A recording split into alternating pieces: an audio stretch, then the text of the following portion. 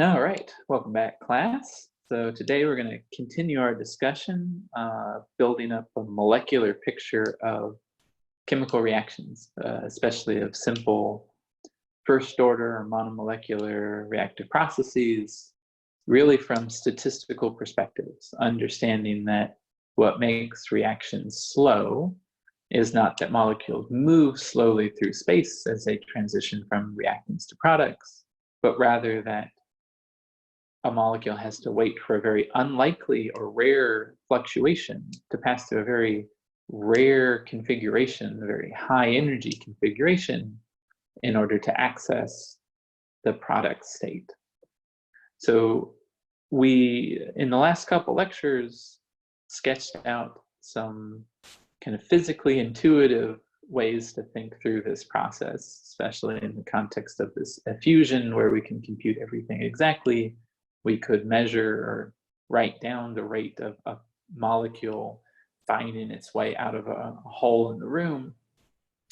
Now we're going to be in a position where we really can generalize that to the sorts of chemical reactive processes that we as chemists actually care about. So what we're going to talk about today goes by the name of transition state theory, and it is the set of equations that put down that basic idea that reactive processes wait for rare fluctuations. So the kind of thing we're going to have in mind is just that we're going to start with some reactant. Let's call that reactant generically A, which is going to transform into some product. We'll label that product state generically B.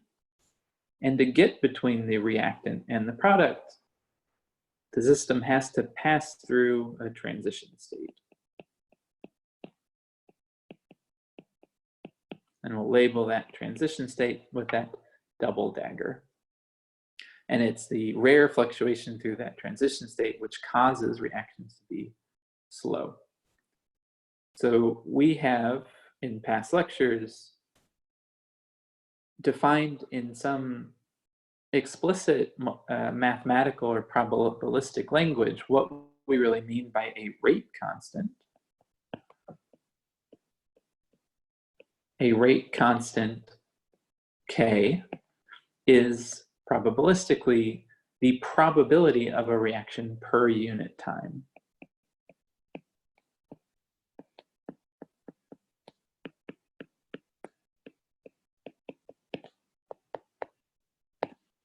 It is the probability of a rare fluctuation of passing through that transition state per unit time.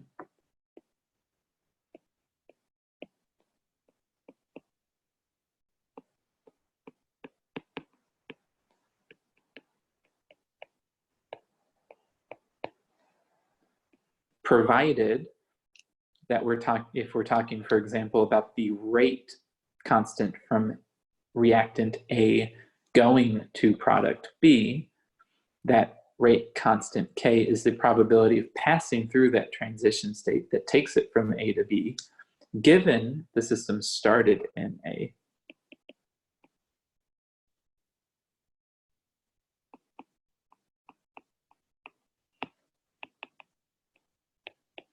Per unit time.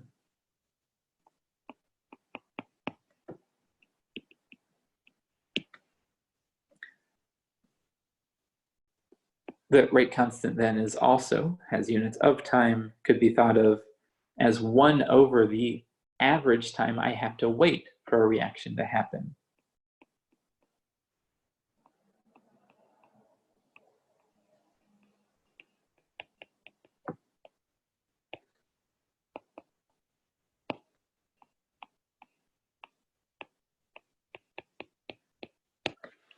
And for a reaction that proceeds through a very improbable, very high energy transition state, that reaction time is going to be characteristically very long.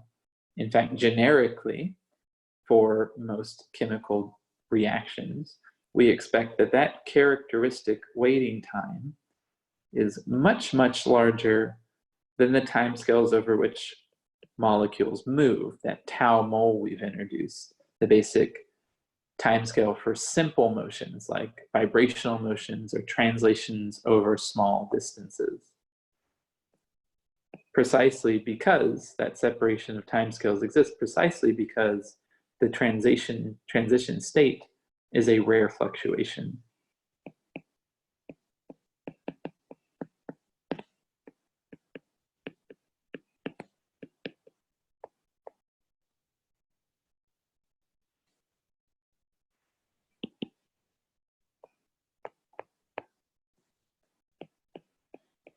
That is to say, the probability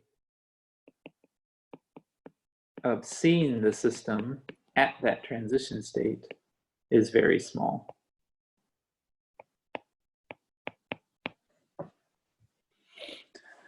So just by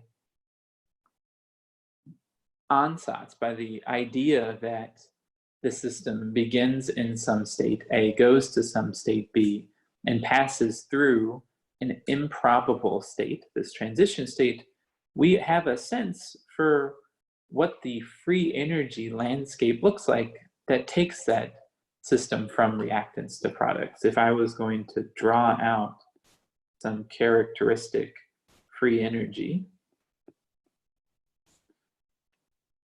call it G, imagine I'm keeping the system at constant temperature and pressure, so the Gibbs free energy is the relevant quantity. I could imagine that as a function of some coordinate, that I have a stable state, which is where the reactants live, a barrier that then separates another stable state, B, where the products live. In that transition state, the rare fluctuation that the system evolves, as it evolves, say, starting in state A, I could imagine the system fluctuating around in that state, having a rare fluctuation that takes it over that barrier into state B.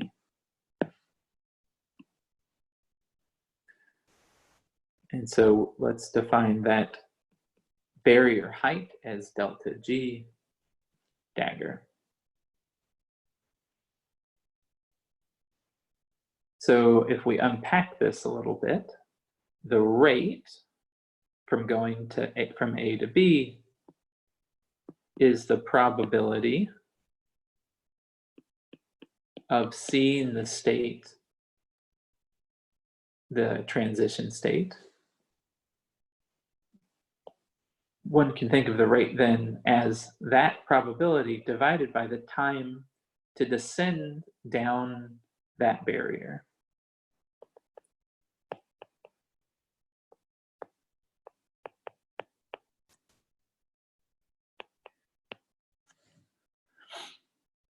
So that rate then is going to be proportional to the probability of seeing that transition state, probability of having that rare fluctuation if the system obeys Boltzmann's statistics. So it's at equilibrium.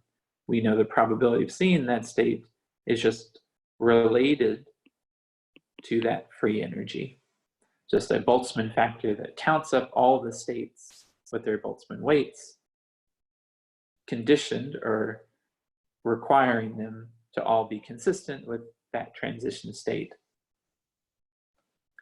Now we have implicitly defined this variable C that separates reactants from products and allows us to identify that transition state. And we would call that a reaction coordinate. It parameterizes the progress of the reaction.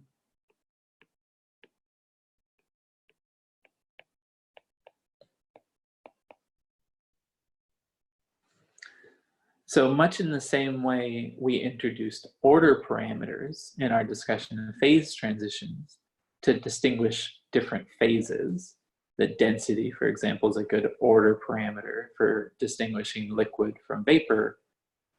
In order to think about chemical reactions, we have to introduce a notion of a reaction coordinate that will let us distinguish reactants from products. It is a function that will change continuously as I move the system from the reactant state to the product state.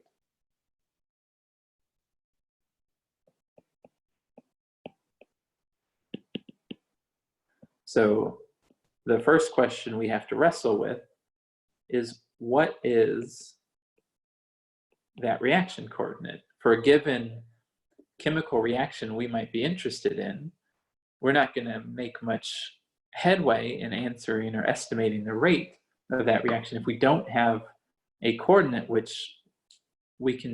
whose statistics we can construct and think about. So I think we discussed last lecture about some examples. So if we go back to this isomerization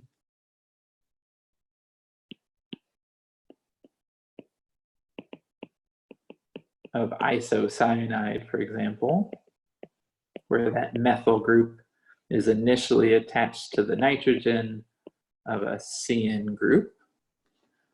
If I want to go to the corresponding acetonitrile, where the methyl group is attached to the carbon on that CN group, well, I would need to describe, as I go from reactants A to products B, maybe, for example, the angle that those bonds make, or the vector that points from the nitrogen to the carbon.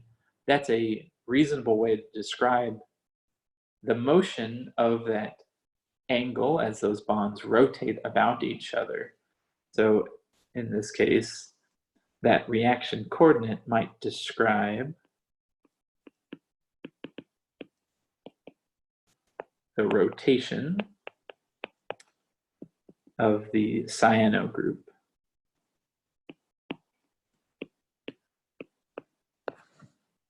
One could imagine even something simpler, which just asks for the distance between the carbon on the methyl group and the carbon on the cyano group. That distance is something which shrinks as I go from A to B. One can think about canonical substitution reactions.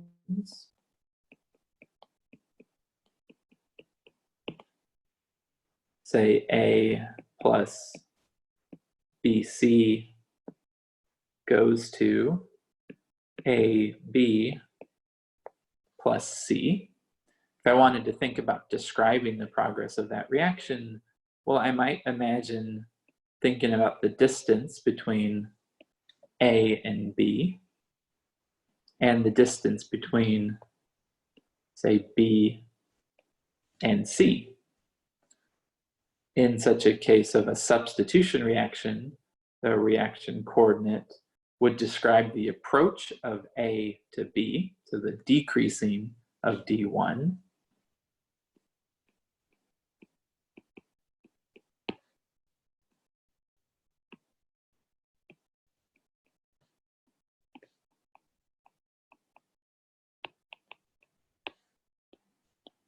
and simultaneously the departure of that leaving group C, so the increasing of the length D2.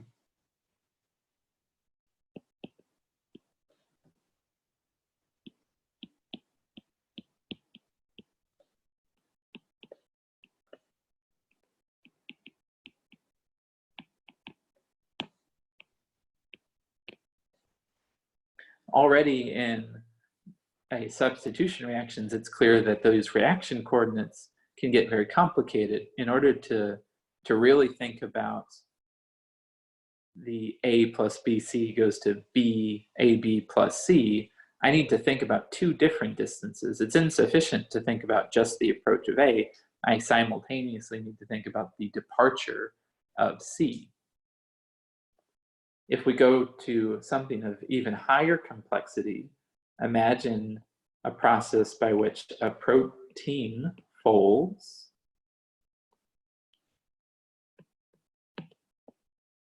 I go from something which is unstructured to something which forms some native state.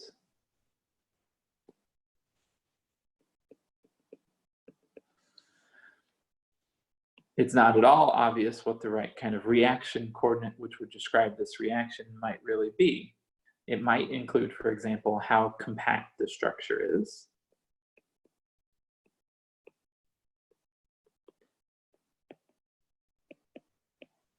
That spaghetti diagram over in the unfolded state looks pretty extended, whereas the native state is much more compact. So maybe some measure of how big that polymer is might give us some means of describing the reaction.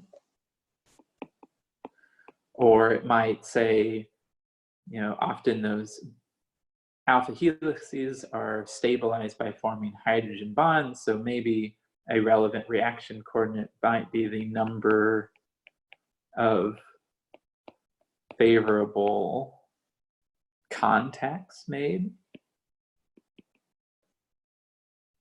Might even, for an example, include how during that compaction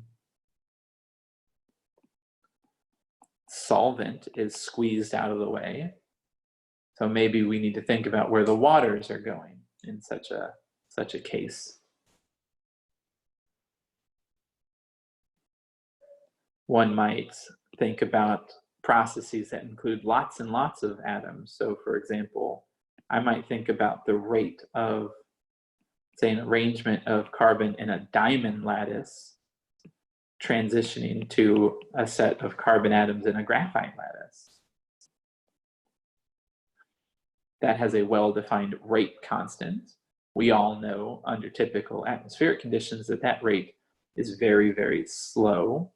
So it must be that the corresponding fluctuation that we're waiting for is very, very large. So if I was to, say, draw a diamond lattice, might look something like this.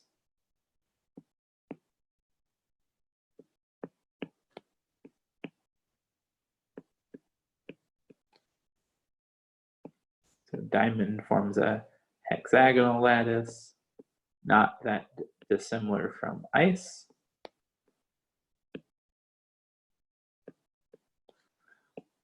Graphite, on the other hand, takes those carbons which are bent at some angle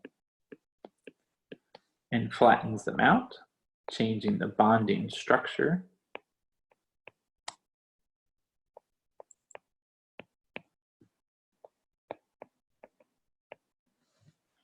So the reaction coordinate for such a large scale change might describe some local environment which is graphite-like compared to local carbon structures which are diamond-like.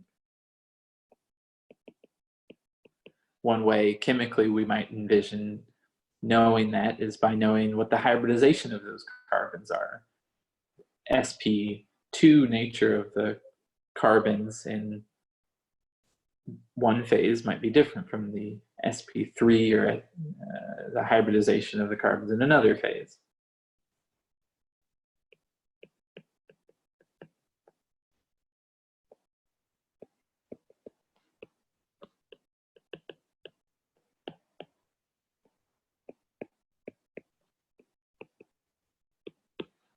This should be reminiscent of our discussions of nucleation of liquid droplets. We ask for, in asking for how a vapor transitions to a liquid, we thought about how much liquid-like particles are encapsulated in some droplet. So the size of that droplet actually serves as a very reasonable reaction coordinate.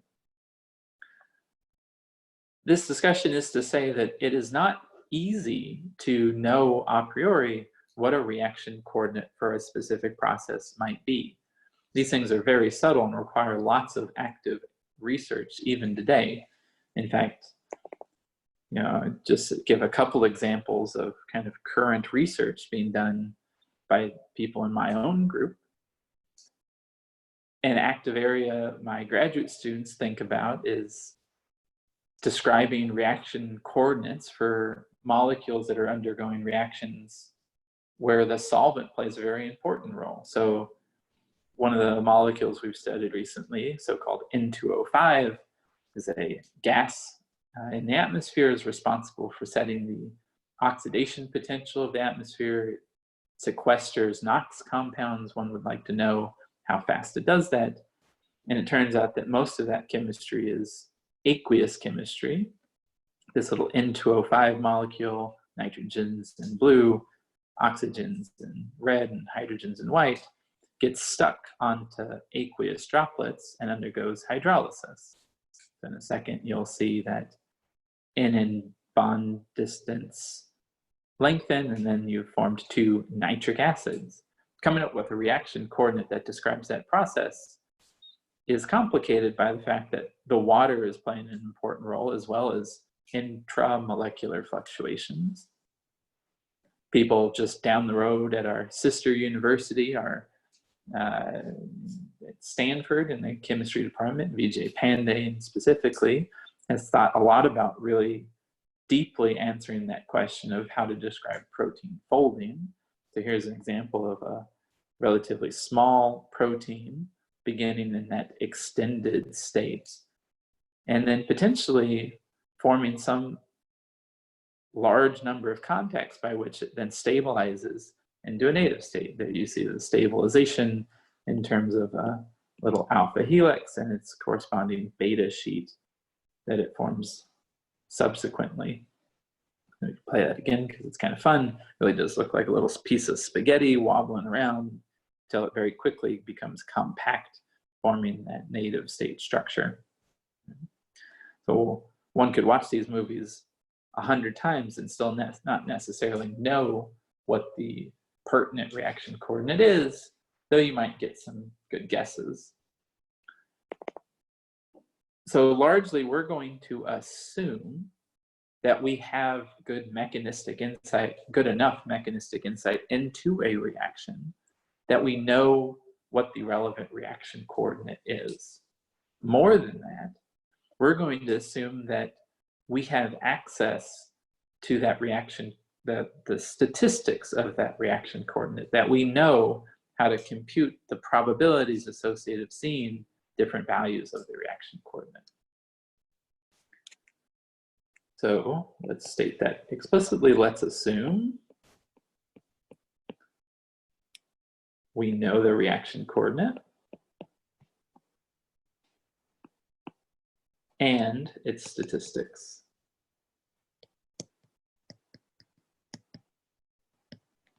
That's synonymous with saying we know how the free energy changes with that reaction coordinate, the probability of seeing some group of microstates consistent with that specific value of the reaction coordinate.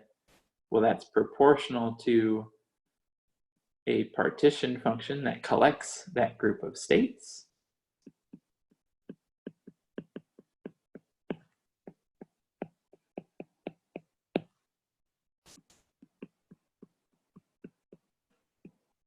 So counting up all those microstates with a fixed value of the reaction coordinate, we all know that partition functions in a constant N, V, and T, constant number of particles, volume, and temperature system are related to free energies.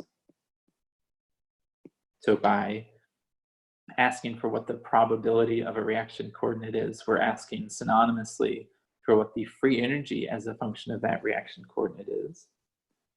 And free energies, of course, encode reversible works. So what would be the reversible work to change that reaction coordinate?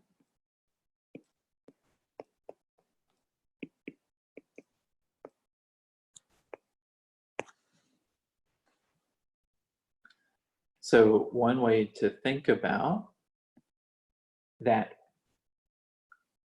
process by which I go from A to B is to understand what that reversible work surface looks like. That if I move that reaction coordinate in a reversible way to small values or to large values, I can trace out some surface by which I can separate a reactant A from a product B and identify that transition state.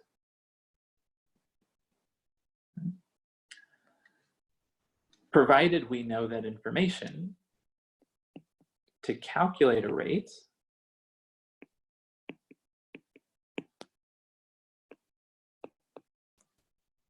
say the one that goes from A to B, we'll follow the lesson that we learned in the calculation of a fusion.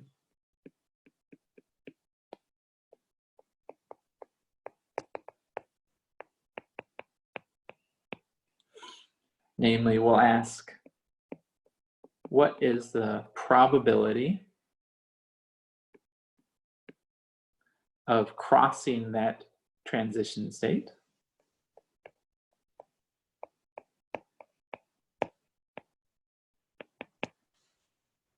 in the direction of increasing reaction coordinate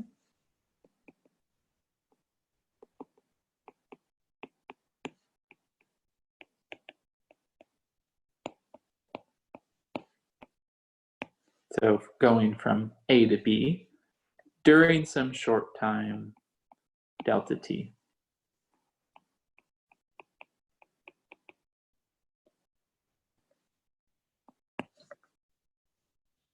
All right, so let's do that. So the probability to cross that transition state is going to depend on how fast that coordinate varies in time. So there will be associated with that coordinate a velocity. And in order to know on average how fast a molecule passes through that transition state, on average, that means we need to average the velocity associated with that reaction coordinate, meaning we need to integrate over that velocity. Now, we only care about the direction that goes from A to B, so we integrate that velocity from 0 to infinity.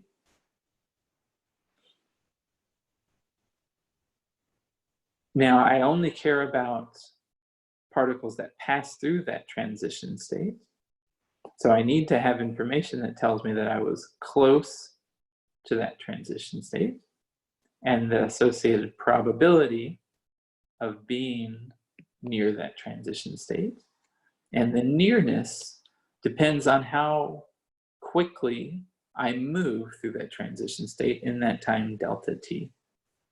So as we did in the fusion, we'll integrate space to that transition state, and from that transition state, less a typical velocity times delta t.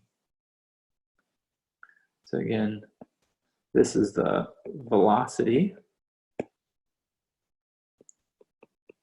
along that reaction coordinate with its associated probability distribution. P naught is the probability distribution before the reaction occurs.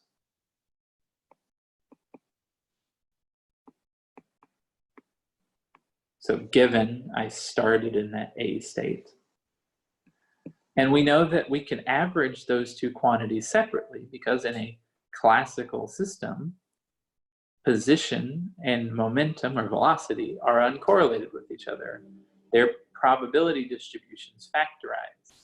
So I can average the velocity independently of averaging the position, which then gives me, I need to actually, when I then compute this, I'll have the probability of being at that transition state.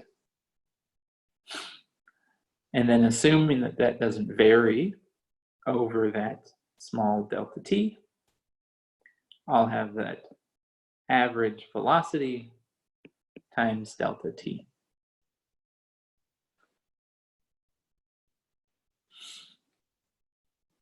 Now, as in our effusion example, this probability of getting to the transition state before the reaction happens is related to the equilibrium probability of seeing that value of, so this is true for any value actually.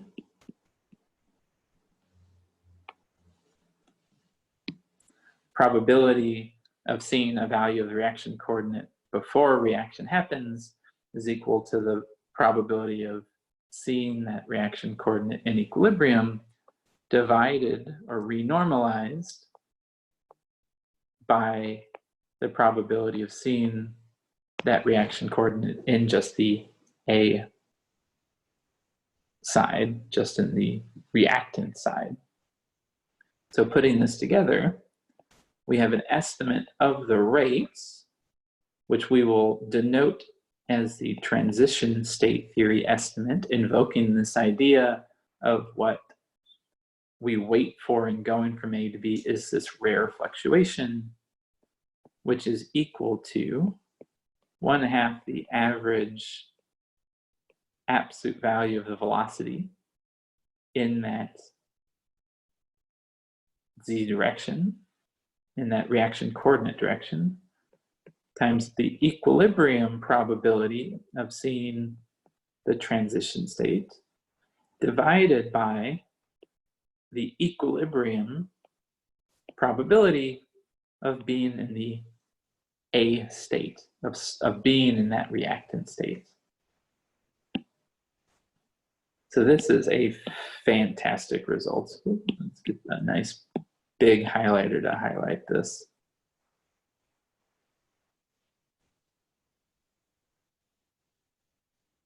So this is a relationship between the rate of going from A to B, a fundamentally dynamical quantity, expressed as equilibrium averages, the average velocity along some reaction coordinate, times a ratio of equilibrium probabilities, the probability at equilibrium to find the system at the transition state, divided by the equilibrium probability of being in the reactant state.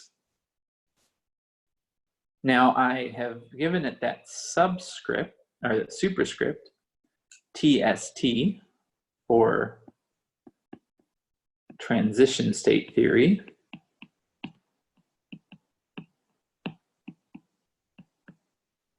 Because just as in our calculation of effusion, there is an approximation that we've made.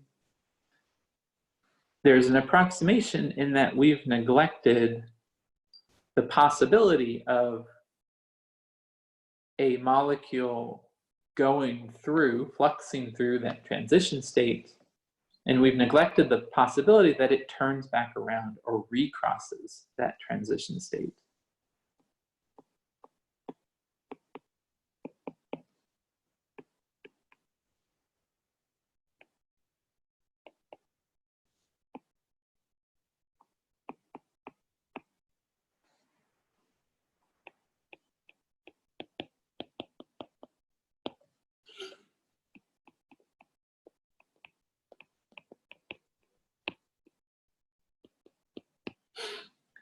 That is to say, if we go back up to our diagram, let's clean it up so I can draw on it.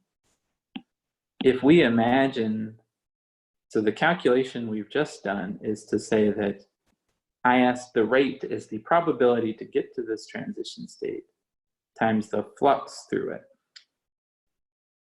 So indeed, if I go through that transition state, I'm assuming that then the system falls down into that state B. But it very well could be the case that molecules bump into the reactant as it's transitioning into the product, causing motion in that direction to turn around. Therefore, the equilibrium flux we computed through that transition state might overestimate what is the true dynamic flux that we would see if we followed a trajectory as it made its way from reactants to products. So the possibility of recrossing, of starting to go in the right direction such that I'd end up in the product state, but getting hit and turning back around, is something we've neglected. So to the extent that we can neglect that, we have then the transition state theory, which is then an approximation to what the rate of that process is. So in the limit that those recrossings don't happen, this will become exactly right. And it really is an amazing result, because it relates something fundamentally dynamic. A reaction rate, a chemical reaction, doesn't get much more kinetic, doesn't get much more dynamic than that. And yet we've related it to equilibrium statistical mechanics results. Namely, by just knowing the probability of a rare fluctuation, we can estimate that kinetic process. This result goes back, very early on to the beginnings of kind of physical chemistry. It was derived initially by Henry Eyring, then at Princeton University and later at the University of Utah, when he was thinking about kinetics in the gas phase, how molecules in the gas phase react with one another. Similar results were derived by Eugene Wigner in physics departments. Those two people didn't talk very well, so it's effectively derived independently. And while in this form it looks unlike probably things that you have seen before, there are many ways to rewrite this result, which then will start to look like something you've already seen. So let's think through that. So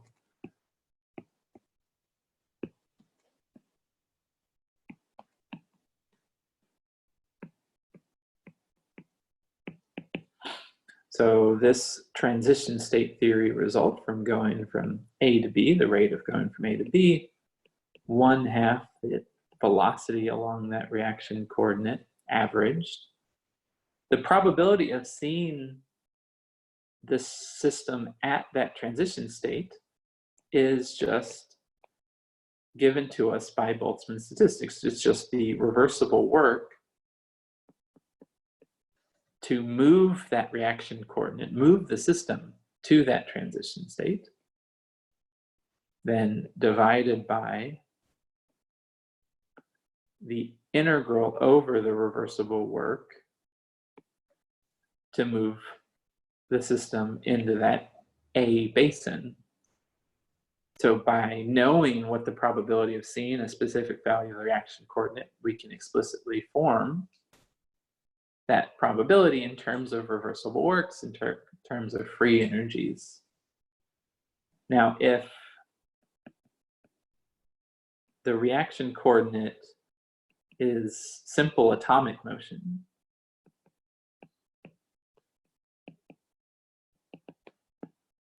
so it's a distance, for example. In our example of substitution, it's the distance between A and B. Then the average velocity of that distance is just the average thermal velocity. We know what that average thermal velocity is. It obeys Maxwell-Boltzmann statistics. And that's just going to be related to the temperature and the mass.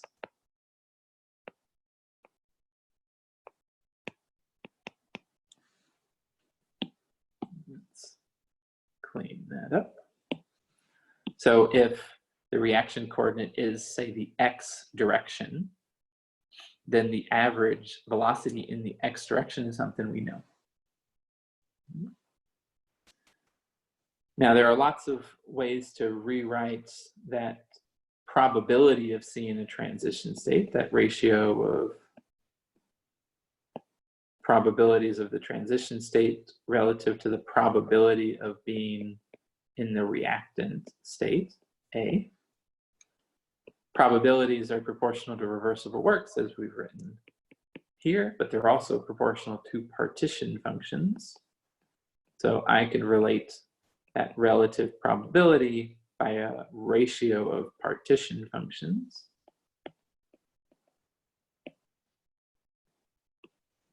Here, this is the partition function for all values of fixed reaction coordinate consistent with the A basin. It's almost what we would call QA.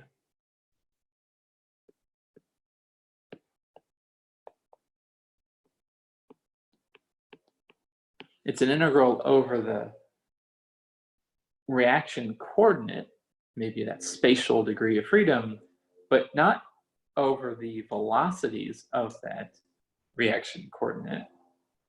That's the difference between what we'd call QA in that integral. So QA would include microstates both from those spatial reaction coordinates as well as the velocities of those spatial reaction coordinates. We could count up states spatially by their partition function, and it would be factorized from the partition function for the velocities whose probability we would know. It's always a Maxwell-Boltzmann distribution. For example, if the reaction coordinate is a spatial degree of freedom, this spatial integral would be over A. The velocity integral would be over all velocities. All velocities could be consistent with being in a reactant state.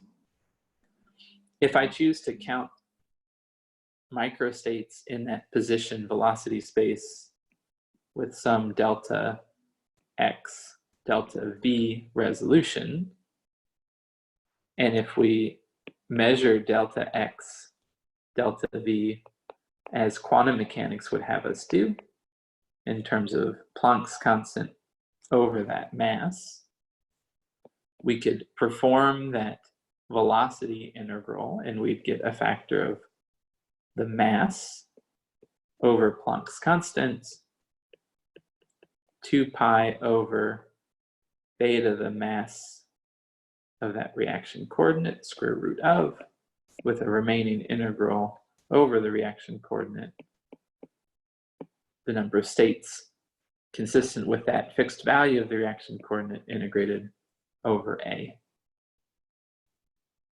So if we substitute in QA for this denominator into this expression for the ratio of probabilities, and that expression for the ratio of probabilities into our expression for the transition state theory rates, putting that all together, we'll have a transition state theory estimate of the rate of A to B, which is a factor of KBT over H times the ratio of partition functions at the transition state relative to the full partition function in the A ensemble, in the A basin, the reactant basin. Then that's a nice compact expression for the transition state theory rate. Goes like temperature and a ratio of partition functions. Now, I find this expression, you often see this in textbooks. I find this expression a little misleading because we didn't actually do anything quantum mechanical here, and yet that factor of Planck's constant is shown. So one should remember that that factor of Planck's constant came in arbitrarily from counting space using the uncertainty that Heisenberg would have suggested we count space up into. So now, let's think about the temperature dependence implied by that transition state theory rate. So we'll conclude there.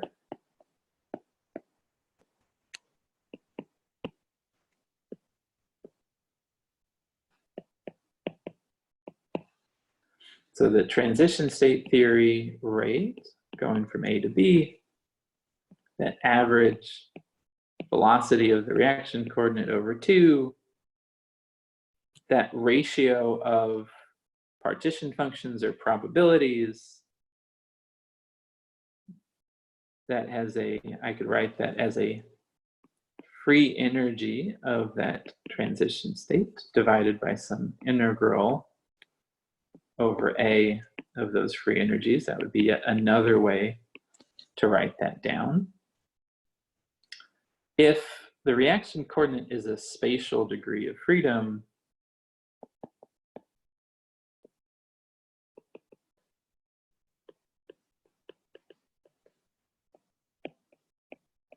DOF degree of freedom, we just reminded ourselves that the average velocity will be proportional to the square root of the temperature. The free energy, whether or not it's Helmholtz or Gibbs, will have an energy minus an S times a T. That's what we mean by free energy. So the transition state theory estimate of the rates would be proportional to the square root of the temperature, e to the minus beta, the energy of that transition state, to the extent that that factor of exponential in the 1 over the temperature is much more important than the square root of the temperature. We would say the temperature dependence is predominantly in that exponential factor there. We could lump all of those constants into proportionality. So assuming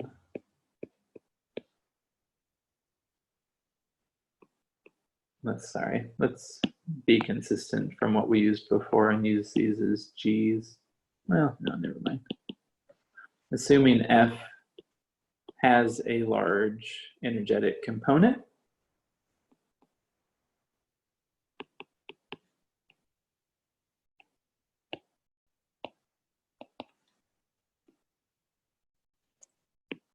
we would arrive at that relationship between the rates and how it depends on temperature exponentially through that Boltzmann factor. We could lump all of those constants of proportionality into some factor A, call that energy of the transition state E double dagger. And now what does that equation look like? The rate is equal to some constant times either the, if we remind ourselves what beta is, we'd have minus E dagger kBT. Now that's an expression that looks a lot like what you've seen before. That's Arrhenius's law for chemical reactivity, that rates are exponentially increased by increasing temperature, with a constant of proportionality that we actually know exactly what is. It's something that tells us about the speed over which the reaction coordinate moves, but also hidden in that coefficient might be the entropic contribution to that free energy barrier. We found that the rate is proportional to the probability of seeing that rare fluctuation. Probabilities include multiplicities as well as energies for a system at constant temperature. So the Arrhenius equation that you've learned long ago of some rate being some prefactor times an exponential of some energy barrier over RT or kBT, depending on what units you express that energy in, it hides a lot of microscopic degrees of freedom, like a lot of microscopic information, in the limit that there is no important entropic contribution to the transition state barrier height, then that coefficient A will just be something that tells you about the speed or the frequency over which you transition over the barrier, but in general could have a large entropic contribution hidden in it. But indeed, this expression stumbled upon by Arrhenius in the late 1800s provides a simple means for extracting energetic barriers for reactions, which now you know kind of where that's come from. It's come from this transition state theory estimate that within the approximation of neglecting dynamics at the top of the barrier relates a kinetic rate to thermodynamic quantities. Okay, so that's all I wanted to tell you about today. We'll have another lecture on Monday before your midterm. Please do, if you not already have, read the details for how that exam will be given. I have posted those to be courses very shortly. It will be a take-home exam.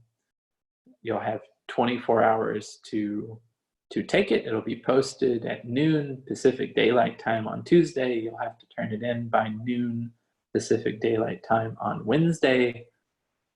It should be considered open book in the sense that I'm fine for you to look at your own notes or course provided material. I do expect you all to take that test yourselves, so to not consult your friends or the, whatever random tutor you might find on the internet.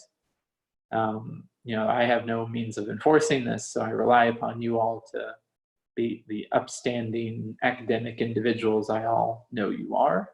I know you all are. And yeah, we'll go into next week with our final set of lectures for this class. One last note is you all have been sent teaching evaluations.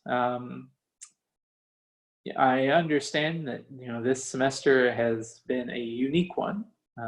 This is certainly not how I expected to be teaching this course. I am sure it's not how you all expected to be trying to learn this material. In the unlikely event that this is ever to happen again, certainly evaluations that speak to what kind of went well or what went poorly and how we handled this, how we had to put lectures virtually, or general before all of that madness happened, would be incredibly useful. I find those evaluations very useful personally and would very much appreciate you all filling them out. I'll put this in a B courses announcement, but I will offer the class to drop everyone's lowest problem set scores if I get at least 70% response rate in those evaluations. Currently, there are only 4 of you of the 61 left in the class that have filled them out already. So if you have the opportunity and the means, please do fill out the evaluations. And if I get 70% or more, I'll drop everyone's lowest problem set score. All right, thank you all again, and stay safe.